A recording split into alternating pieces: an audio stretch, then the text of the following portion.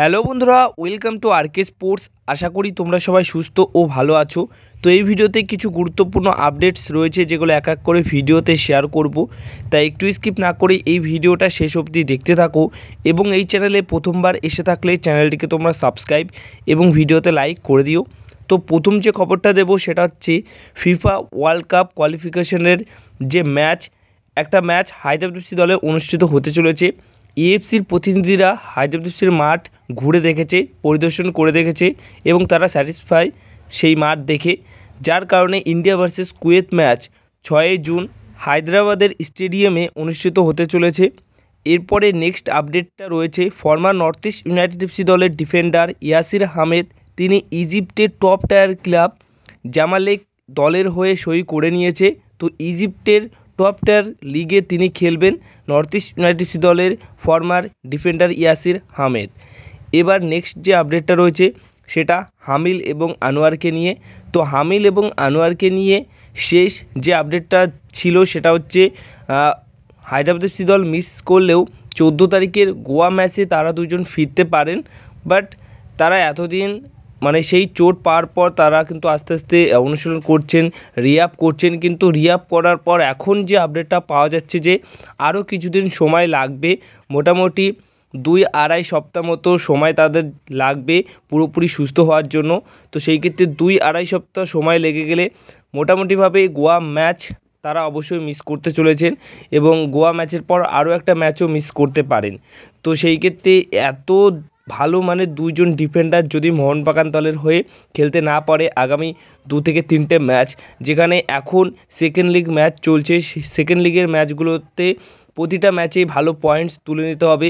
খুবই গুরুত্বপূর্ণ ম্যাচ যদি টপ 6-এ থাকতে হয়। তো খুব সমস্যায় কিন্তু ফেলেছে হামিল এবং আনোয়ারের চোটটা।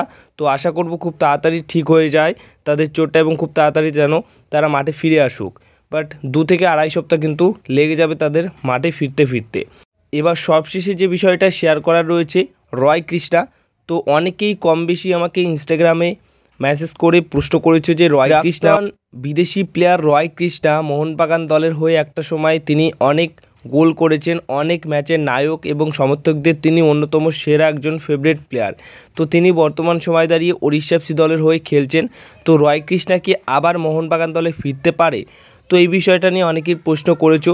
তো এইটুকুই বলবো যে প্রথমত সবচেয়ে বড় ভুল হয়েছে রয় কৃষ্ণাকে ছেড়ে দেওয়ার পর মোহনবাগান দলের, কারণ রয় কৃষ্ণা যখন মোহনবাগান দল ছাড়লো বেঙ্গল এফসি দলের হয়েও দুর্দান্ত পারফরমেন্স করলো পরবর্তী সময় গিয়ে, এবং ওড়িশা এফসি দলের হয়েও এই বয়সে এত ভালো পারফরমেন্স করছে, তিনি তার জাত প্রতিটা সময় প্রতিটা ম্যাচেই চেনাচ্ছেন, যার কারণে আজকে 14টা ম্যাচে তিনি কিন্তু 10টা গোল করেছেন এবং একটা অ্যাসিস্ট করেছেন। তো 11টা গোলের অবদান তার রয়েছে। তো তিনি সেরা স্ট্রাইকার, তিনি ভালো মানের স্ট্রাইকার, সেটা কিন্তু প্রতিটা ম্যাচেই বুঝিয়ে দিচ্ছেন। তাও আবার তার বয়সটা কিন্তু অনেকটাই বেশি। তো এই বয়সে এসেও দুর্দান্ত খেলছে, যেখানে অন্যান্য কিছু স্ট্রাইকার আছে তারা কিন্তু শুধু টাকা নিচ্ছে বাট তেমন ভালো পারফরমেন্স করতেই পারছে না, এবং তার রয় কৃষ্ণার বয়সের থেকেও তারা কিন্তু কম বয়সী।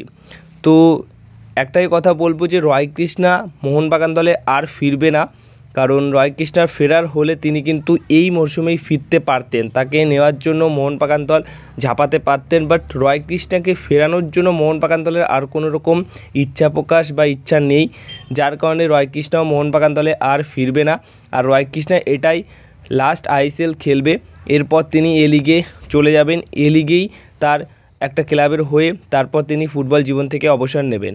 কিন্তু রয় কৃষ্ণার মতো প্লেয়ার যদি এই জানুয়ারি ট্রান্সফার উইন্ডোতে মোহনবাগান দল তাকে যদি কোনোরকমভাবে নিতে পারতো, সেটাও কিন্তু দুর্দান্ত একটা সাইনিং হতো। বাট সেই কাজটা খুবই কঠিন, সেই কাজটা হওয়ার ক্ষেত্রে 90% না হওয়ার ক্ষেত্রটাই বেশি ছিল, কিন্তু সেটা হয়নি এবং মোটামুটি রয় কৃষ্ণাকে ছেড়ে দিয়েই সবচেয়ে বড় ভুল হয়েছে। বাট রয় কৃষ্ণা দুর্দান্ত প্লেয়ার, যদি এমন পরবর্তী সময় গিয়ে আগামী মরশুমে যদি কোনো রকম মিরাক্কেল ঘটে তাহলে হয়তো তোমরা দেখতেও পারো, বাট না দেখার সম্ভাবনাই সবচেয়ে বেশি রয়েছে।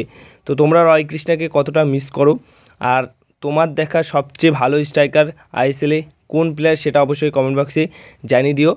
আইএসএলের টপ 10 স্ট্রাইকারের মধ্যে রয় কৃষ্ণাকে কত নম্বরে রাখবে তোমাদের মতামত হিসেবে, সেটা অবশ্যই কমেন্ট বক্সে শেয়ার করো। তো এই ছিল আজকের ভিডিও। যদি ভিডিওটা ভালো লেগে থাকে তাহলে ভিডিওতে লাইক, শেয়ার, কমেন্ট করো আর চ্যানেলটিকে তোমরা সাবস্ক্রাইব করে নিও।